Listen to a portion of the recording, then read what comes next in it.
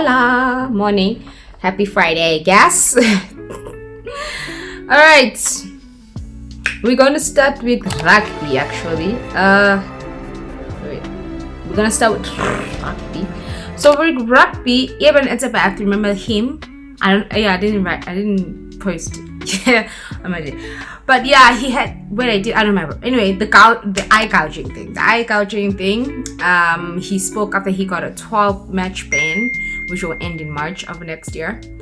So he was deregistered as well from the Sharks due to the fact of his lengthy ban.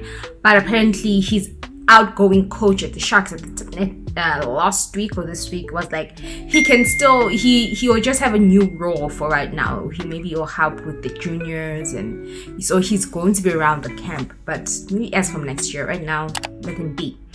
So the 34-year-old a 12-week ban last week after an independent disciplinary panel decided he was guilty of eye gouge. So now that everyone has cooled down and he got his verdict, he says, now that my hearing is done, I think I owe everyone an explanation, he said. So first thing he said on social media is that, first of all, this is not a post to show that I was not guilty. I accept guilt. I made a mistake. I'm willing to serve a suspension, which I deserve. I don't want young kids who look up to the Springboks to think that it's okay to eye gouge someone because it's not. But unfortunately, mistakes happen, and I made a big one, which I am sorry. For which I'm sorry. Okay, so that is what he wrote on Instagram. So this is his Instagram post. So he's showing us the evidence, né? So I'm gonna read. Let's read it. So he says he's been quiet. Where have you been? Okay, young kids.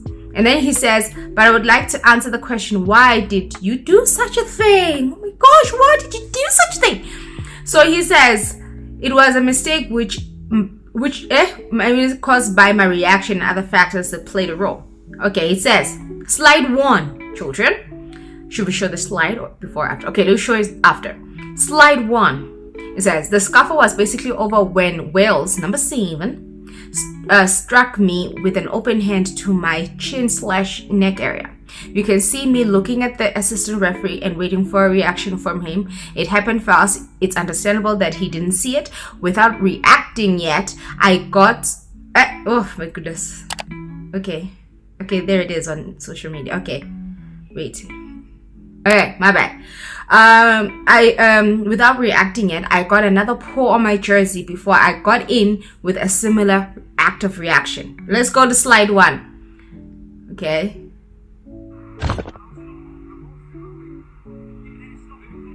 Okay, I think that's slide 1, right? Alright. Now we go to slide 2. Slide 2 said, okay, it's playing in the background. Wait, let me pause it. Okay, slide 2, it says, you can clearly see my point of contact is against his shoulder with an open hand.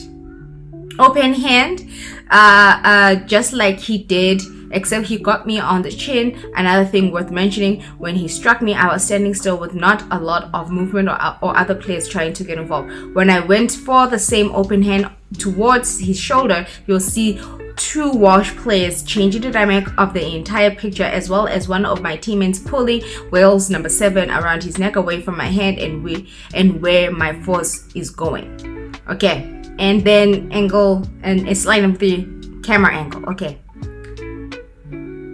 so he got this from his lawyers. This is the second one.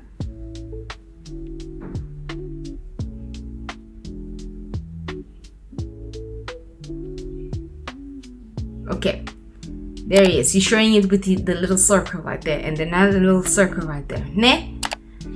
Okay, you see right there as well. Okay, cool. And then the third one says, so why did I post this? Oh yeah, wait, this goes to the number 3, another camera angle right there.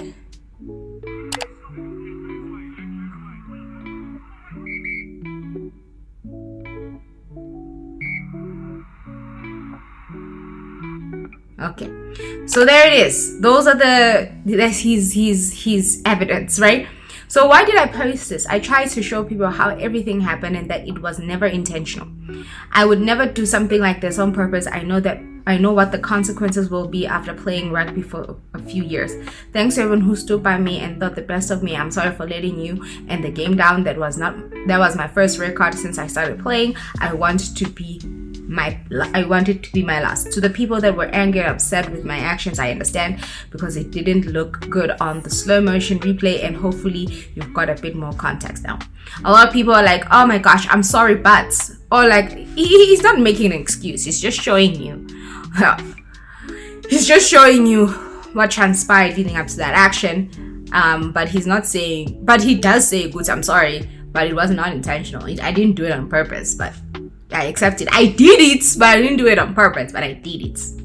So yeah, so that's basically what the man said. So the other player that was involved who also did do it didn't get a suspension. So alrighty, so yeah, that's what happens, and then people are talking about it. Yeah, so that's what transpired here in the world of rugby. And now we go to cricket real quick. South African women's lost T20 against Ireland was rained out in Benoni on Wednesday, so they didn't get to play there. So they win that series 2-0. Yeah, and then now they're playing the ODIs tomorrow. I had to say that. South Africa played the men's. South Africa played England in the 2 out of 5, the second out of 5 T20s in the T20 the last series of the series.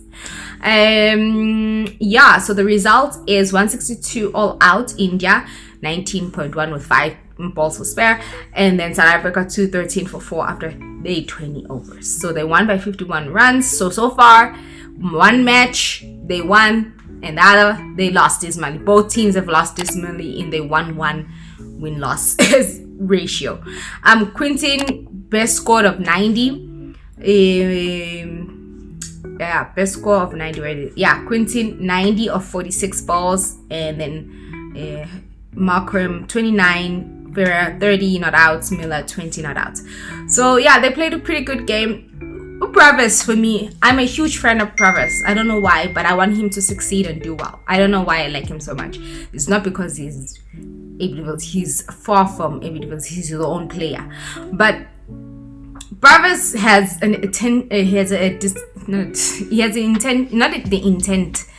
has this thing he wants to hit every ball for a boundary, no matter what type of ball it is, and it's very frustrating. And when he doesn't get that type of ball and it frustrates him, he starts to make not so great decision making when it comes to his shots. Like I said before during his test run, is that he needs to be patient. He needs to feel out the atmosphere, because they are playing in India, the type of bowler that's going to be bowling towards him, the pitch and everything, and just communicate with his partner who's been there slightly longer than he is. Get a few balls in there, maybe even get like 5 balls in there if you can. Try to fill out the pitch and the bounce and how the bowlers are bowling that particular bowler before you can just hit for 4 in a boundary. And I feel like his boundaries are so far in between his 10 balls that he got frustrated and tried to hit a 6 and he got caught by the line there. So he just needs patience. I'm not saying don't be like Temba Bavuma now and hit 35 balls for 10 runs. I'm not saying that. This is T20. But I think like sometimes he just needs to relax and give himself at least an over, even if it's a 1 and a 2 and a dot ball there. But just to give yourself some time to feel the ball, to feel the bowler, to feel the pitch and everything, and see how everything is. Don't just come guns blazing. And he came in, I think, just with a lot of balls to spare, a lot of overs to spare, and they were in good position when he came in. So it's not like they were in a terrible position. They were like 80 for 4, 80 for 7. No, they were like 90 plus for 1 at that point. So he needs to chill and just build his innings. That I would say. Ferreira, he did quite alright. His bowling, he'll get there. It's his first match. I think they're also gonna mix it up in the next match. So I think probably everybody who's picked to play in the T20 format will give it a go. So we saw the return of Nokia on Tuesday. He closed out the innings bowling the last over. He didn't get a wicket, if I'm not mistaken. He's okay. He started well and then he had a dip in his last two, but he came back after that. So he's coming back to the international fold, which good for him. I was asking about him not so long ago. Okay. Who else can I talk about? Quinton came back out of his dismal first game duck out here. So he came back with a 90, which is good. Markram, okay, his fielding situations was okay. So not much that I could say about that. Miller, great. So the pitch was well for South Africa and everyone. And then we have the Indian side didn't do quite well. 17 duck, 21-5. Only Tilak, I hope I'm saying that right, 62. He got a 62. He was basically left stranded by the end of the Indian innings. Left stranded. You have two. At least Pandey got a 20 and a 27. Now that bet 1-4 duck 5. He was left stranded. He was like, "Hello, you're leaving me," until he got out as the last batter. He was like watching everyone out, leave. So yeah, he was the only one who tried to do a difference there. But eventually he gave away his wicket. Ngidi was pretty good in this match, even though I give him a little bit of shit about how he's bowling and his performance in the India atmosphere. But he did alright.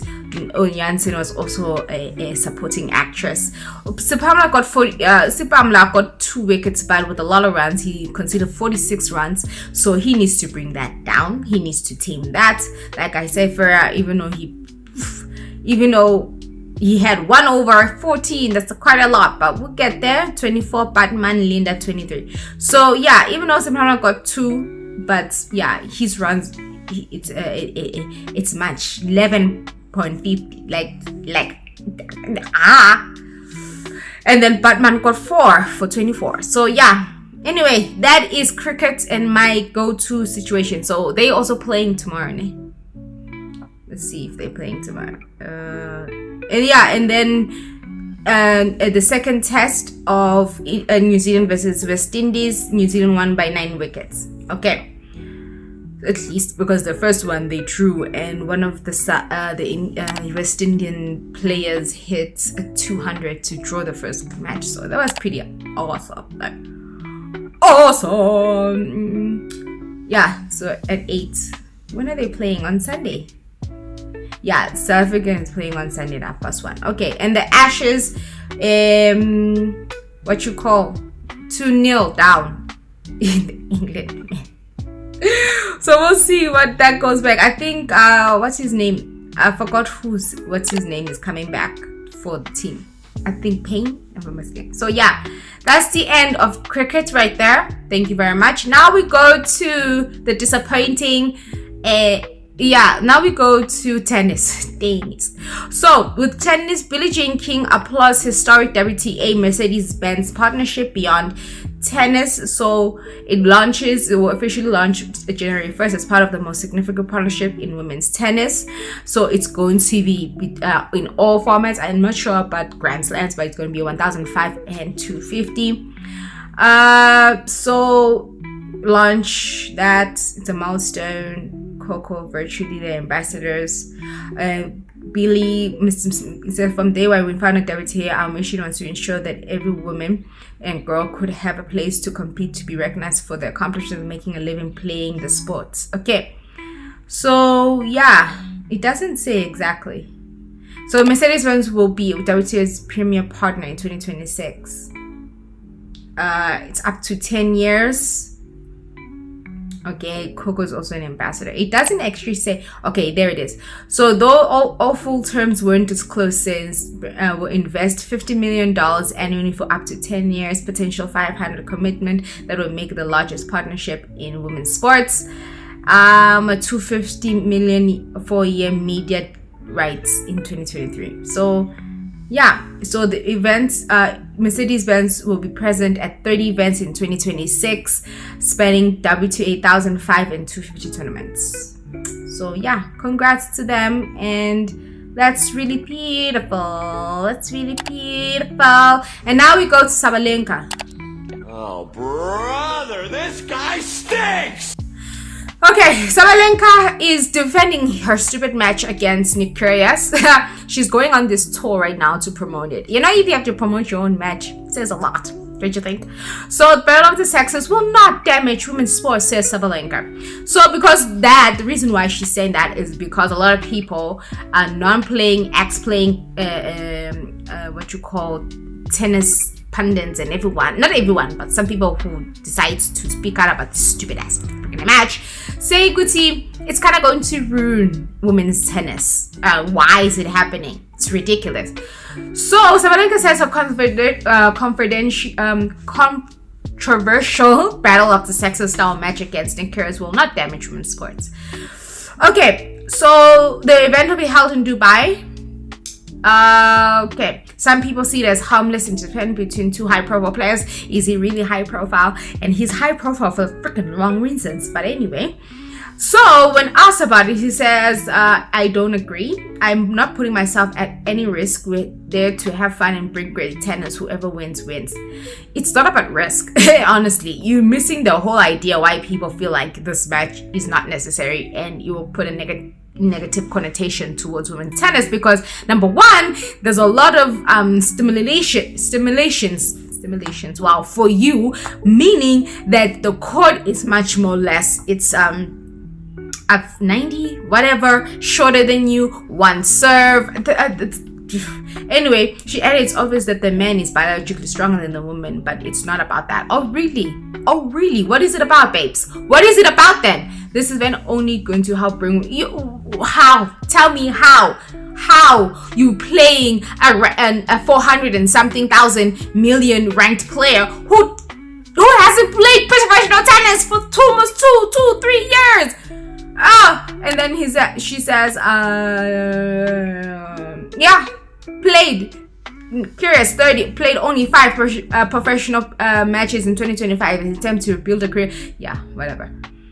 And then the concept is the brainchild of Paris shared agent, who said players will do fine financially from a match, but the money is not what. Yeah, sure. The money is not.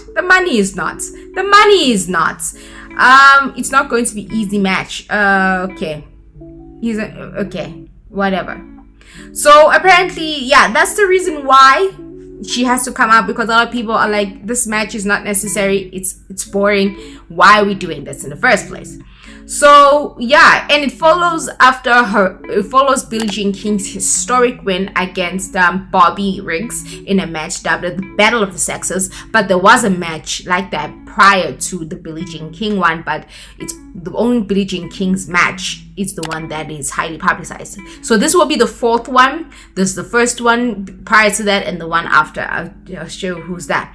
The 3rd one after Billie Jean also has some stimulations with that. She lost 7-5, 6 something.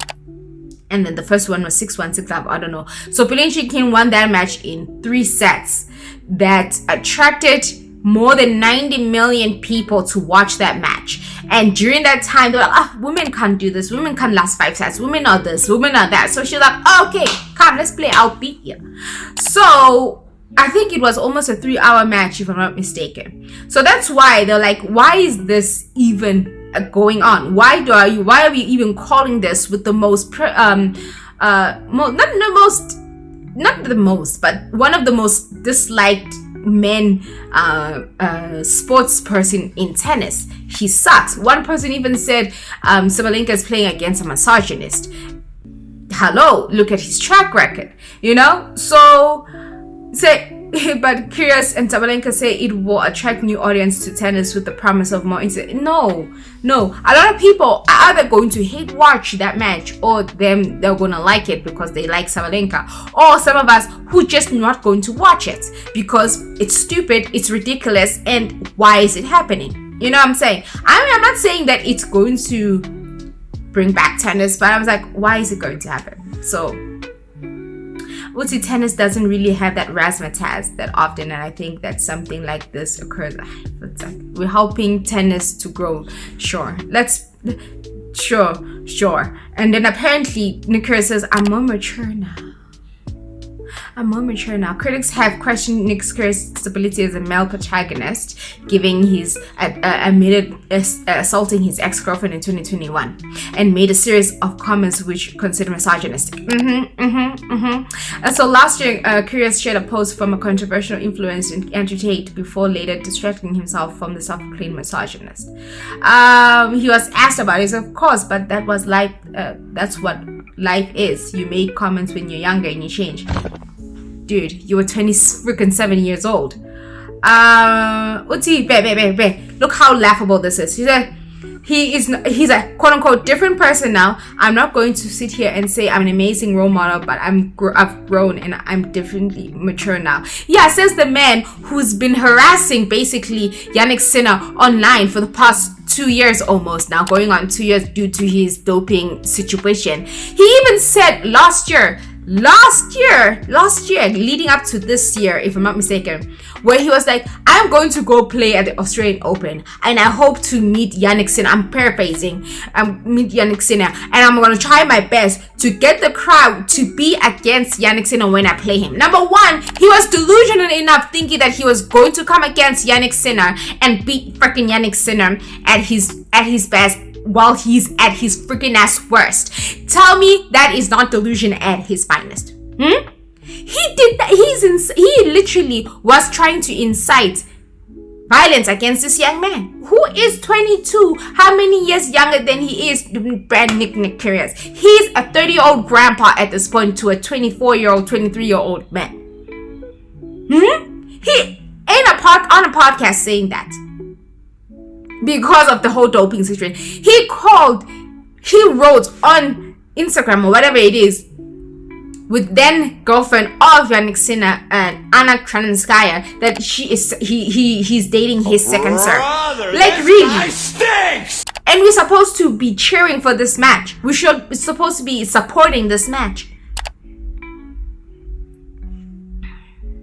So, yeah.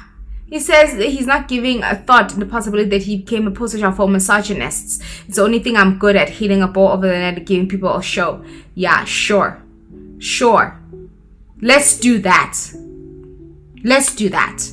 So, yeah, I don't care for much. So that's the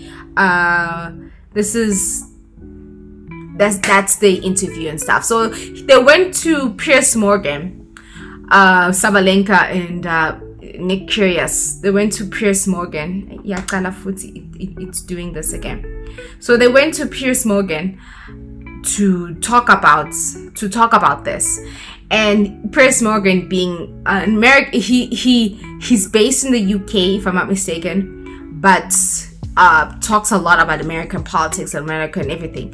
So he goes on it, she goes on it, they both go on it, and Piers Morgan talks and asks both of them, but mostly Sabalenka, and he was like, I'm paraphrasing, he was like, so what do you think about transgender women playing in women's sports? Trans athletes in women's sport, because obviously it highlights the physical disparity between men and women. Martina Navratilova, a former number one, obviously like yourself, says it's wrong for the Women's Tennis Association to allow trans women to compete in its events. Do you agree with her?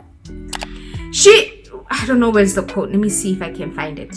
Well, that's a tricky question. I have nothing to do against them, but I feel like they still got huge advantage over the woman, and I think it's just not fair to a woman to basically face like the biologically man, and then it's it's not fair. Like the woman been working the whole life to reach her limit, and then she has to face like a man, like which biologically much stronger. So for me, I don't agree with this kind of stuff in sport. It's not fair. She said it's not fair. I have nothing against them, but it's not fair that women are playing against basically biological men. And a lot of people are giving her flack. Here's the quote says, it's a tricky question. I have nothing against them, But I feel like they still got a huge advantage over women. The woman has been working her whole life to reach her limit, and then she has to face a man whose biology is much stronger. So for me, I don't agree with this kind of stuff in sports. I'm talking so long now because I'm very so I'm gonna keep it as short as possible. So my thing is, Sabalenka here is ambushed basically by a controversial topic that is mostly discussed in America, that is mostly a heated debate in America, and this man caters to the American audience. So that's why he is asking her this question. How she's reacting to it is like, I don't have nothing against them, but they shouldn't be playing with us because they're biological men. So I don't agree. I would say, girl, number one, you play international sports. We've never heard or seen a headline where a transgender person comes into tennis, wants to play and compete with the likes of you, Coco, Eager, and lower rank. We haven't heard that. We've only heard this type of storyline in America, and also there, it's not as loud as they're trying to make it is. So it's louder than it actually is, again. So at this point, I would have loved her to be like, you know what? I am not educated in this, but everyone has the right to play whatever sports they so wish to play. So I am not going to answer this question because I have no knowledge, I have no expertise, I don't really pay attention to it. So I'm gonna leave my comment right there. Some people are like, women are transgender are women, they should play. No, because that will be more divisive than ever. Because there are some people who agree, and then there's some people who don't agree. She could have just said play the fifth and be like, which is true. I don't think she's going online if not playing or after playing. I'm like, oh my gosh, what are the transgender people? No, that's just my opinion. I think she just should have said, I personally do not have any expertise or an opinion on this thing because I don't pay attention to it. It's not in my side of field, so I'm just going to keep quiet, and that's all I can say on the matter. That's it. He is rage baiting her to talk about this topic and to answer it in a way that he would like it and clip it in a way he wants to clip it, to have more views on it and to have backlash. She's the same woman 5 months ago playing the French Open final, and her comments about her opponent saying, oh no, the reason why she won is not because she played good tennis, but because I made a lot of mistakes. Hello, and a lot of people say, "Oh, is that this underlying racism now?" So you basically saying if Igor played her, Igor would have beaten her. Oh my goodness, so she's not a good player. You know what I mean? So she had to apologize not once, twice, but 3 times, and force that poor girl to be like, come do a TikTok with me so we can show people that we're good now and that they should stop giving me my just desserts about what I said about you after post-match. That's the same woman. Batum. And then she comes in and says this, and Nick says, yeah, I agree. Yeah, Nick, what do you feel? Because I completely concur with what Irina just said. Yeah, I feel the exact same way. Who cares about Nick? Anyway, so yeah, and then Billie Jean King was asked about this, and she was like, my match was more significant. It brought more equal pay to women. Yeah, she says she's going to watch it, but I don't think it's the same, and it shouldn't be called Battle of the Sexes because her match was more significant than this, and this match is basically nothing. No, she didn't say that, but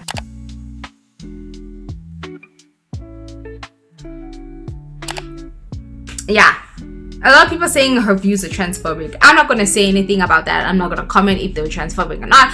But how she handled it and how she answered it, what means she says, I'm fine with them. But yeah, it creates something knowing the fact of who she is and what she has said throughout the year. And also what she said, yes, even though private, after her match against Rarakina in the ATP final, in the WTA finals, what she said, a stick can hit a ball and stuff like that. So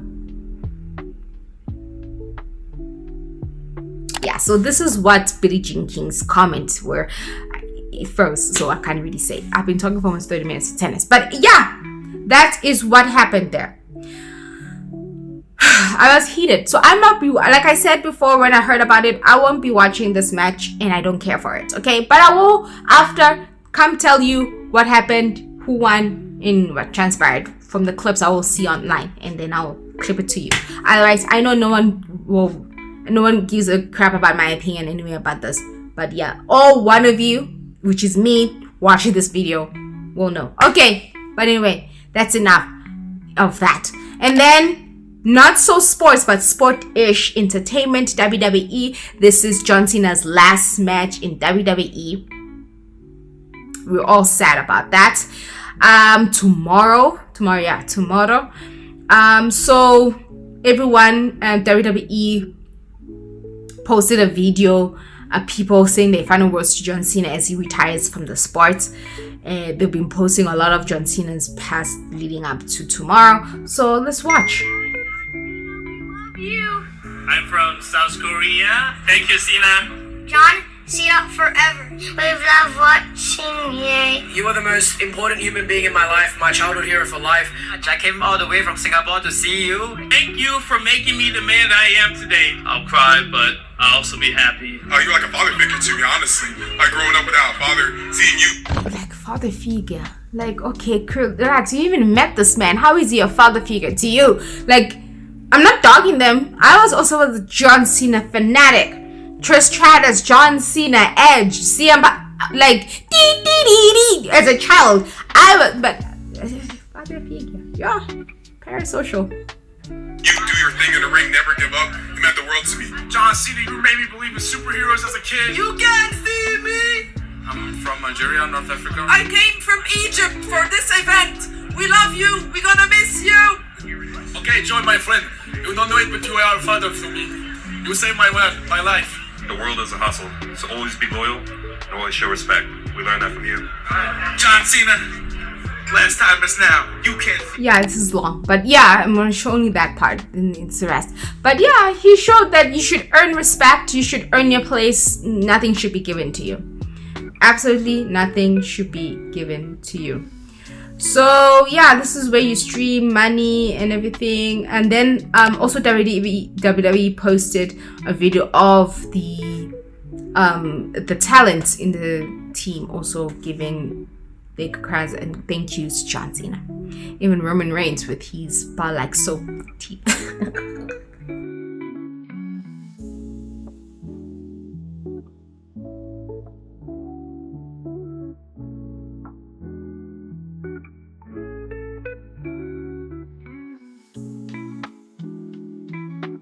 Anyway, that's all for today. I talked for 32 minutes and counting.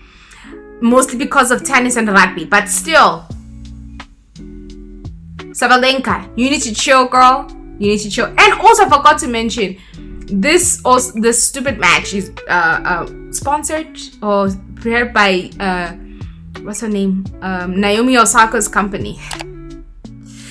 No, but the whole thing is the fact that they have to promote this. The players have to promote this match. Shows you something. And also, she says she doesn't agree biological women are, but she's also playing a biological she's also playing a biological man right now with this stupid ass match. Contradictory match, babes. Granted, it's that man who asked her that question. I'm not saying she fished it out, but still. Like, it's an American thing. It's an American political thing, a political tool. And whatever. Anyway, bye.